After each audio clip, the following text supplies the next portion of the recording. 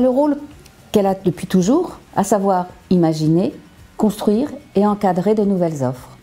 En l'occurrence, il s'agissait d'aider les opérateurs à imaginer cette offre Mobile ID, donc à la définir, à la concevoir le parcours et aussi bien sûr à la construire.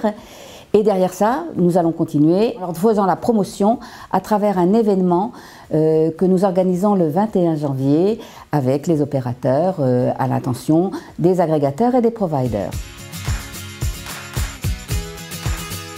La fiabilisation, parce qu'en fait, elle permet l'optimisation du parcours client. Et à travers ça, ça va se traduire par une augmentation des taux de conversion et une baisse des coûts d'acquisition. Le deuxième point, c'est aussi que ça sécurise et fiabilise les données clients, ce qui va permettre de lutter contre la fraude et aussi d'améliorer ce qu'on appelle le KYC, c'est-à-dire le Know Your Customer, connaissez votre client.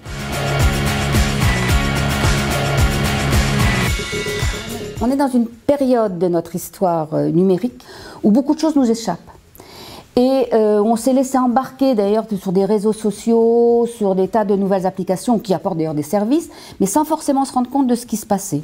Et à côté de ça, on a des opérateurs télécoms qui, eux, dans leur ADN, ont toujours eu le respect de la correspondance, qui ont toujours aussi respecté la loi liberté informatique. Et d'ailleurs, ils ont été plus qu'encouragés, si vous me permettez cet euphémisme, par les autorités de régulation, et c'est très bien comme ça. Et d'ailleurs, les opérateurs savent que si jamais ils ne respectaient plus ce genre de choses, leurs consommateurs les quitteraient. Ce qui n'est pas le cas de certains acteurs qui proposent des applications soi-disant gratuites. Et donc, à travers ça, nous sommes vraiment les mieux placés pour pouvoir proposer une économie basée sur la confiance numérique. Et Mobile ID, c'est quoi?